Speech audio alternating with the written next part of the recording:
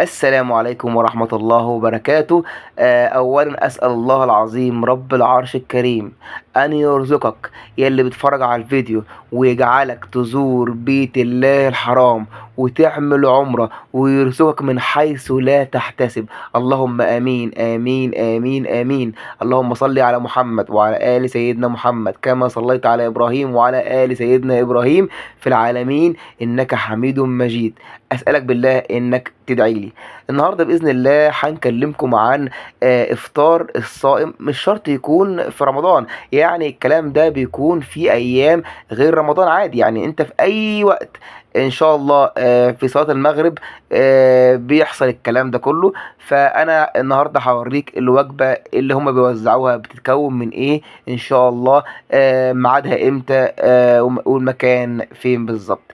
زي ما احنا شايفين الوجبة بتتكون من فطيرة وواحد عصير، جوافة أو أيا كان أمره، وبتتكون من كيك، وبتتكون من تمر، وديت فطيرة محشية أو مش محشية أو سادة. بتتكون من معمولة، وبتتكون كمان من تمر. دي اللي بتتكون منه وجبة إفطار الصايم. دوت التمر زي ما انتم شايفين. دي الوجبة اللي بتتكون منها وجبة إفطار الصايم. تمام. وشايفين يا جماعة زي ما انتم شايفين هو كمان بيجيبوا مية زمزم قدام المصلين او قدام الناس اللي صايمة، او مش شرط تكون صايم على فكرة. بيجيبوها ويحطوها قدام منك في قبل صلاة المغرب. يعني بيقول لك تعالى براحتك اذكر الله، ادعي ربنا، كل ما تتمناه ادعيه. ادعيه وقول لنفسك فيه كله في الحرم المكي، وهم هيوفروا لك تفطر معاهم. قسما بالله اللقمة او الحتة الصغيرة او اي حاجة في الحرم المكي تحس ان انت يعني طاير من الفرح. ربنا يرزق كل من شاهد هذا الفيديو يا رب، اللهم امين آمين يا رب العالمين.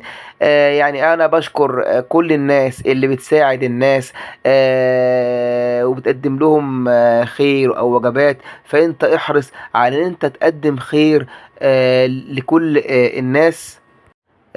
ما شاء الله. تمام. يعني حاجة جميلة جدا ومرحبة جدا. شايفين يا جماعة شايل 3 4 شنط اهوت ما شاء الله، وبيلف على كل الناس اللي قاعدة في الحرم. ربنا يا رب يكرمك ويكرم كل حد ساعد او ساهم او شارك في انه يعمل عمل خير في الحرم الشريف. ربنا يا رب يكرمكم جميعا. القصة كلها يا جماعة بتتم ان هما من ساعة صلاة العصر بيبتدوا يفرشوا في الأراضي. وبعد كده هو طبعا فين الكلام ده بيكون يا إما الساحة الخارجية بره، أو بيكون في ساحة الحرم. زي ما انتم شايفين حاطين اهوت فرشة صفراء أو خضراء أو أيا كان لونها إيه، فرشينها في الممرات. وادي ما شاء الله مي زمزم. طبعا انت وانت شو مي زمزم ادعي، لان ماء زمزم لما شرب له. فانت حاول وانت هناك اشرب ميه زمزم، وقبل ما تشرب ميه زمزم ادعي ربنا. ادعي باللي انت نفسك فيه باذن الله. امنيتك واللي انت نفسك فيه كله باذن الله هيتحقق. انت فوقك عرش الرحمن، تبارك الله عرش الرحمن. وانا عاوز اقول لكم حاجه جامده جدا. قسما بالله قسما بالله قسما بالله ان الافطار داخل ساحه الحرم والله العظيم لحظه لن ولم تعوض في حياتك، واجمل احساس. وان الاذان بيأذن ويا سلام وانت عامل عمره، واللقمه اقسم بالله بتقسمها بينك وبين اخوك اللي جنبك. والله العظيم لحظه شعور.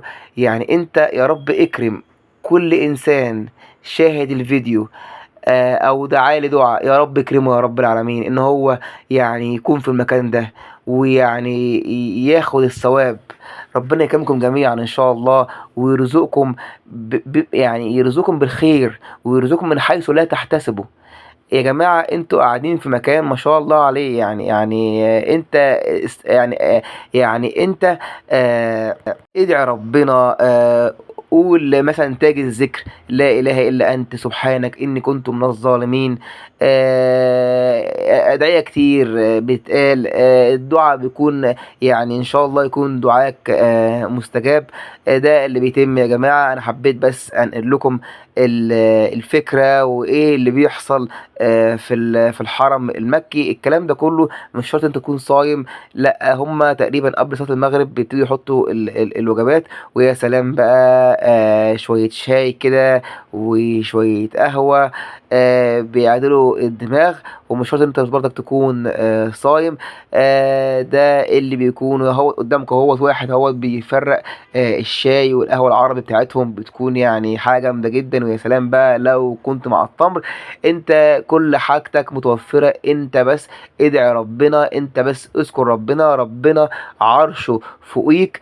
يا سبحان الله، يا رب اكرم كل انسان مسلم ان هو يعمل عمره وحج في المكان ده. واسالكم بالله تدعوا لي، تدعوا لكل المسلمين، ربنا رب يفك كربكم ويفك كربي ويرزقكم من حيث لا تحتسبون. اللهم امين امين امين يا رب العالمين. شكرا.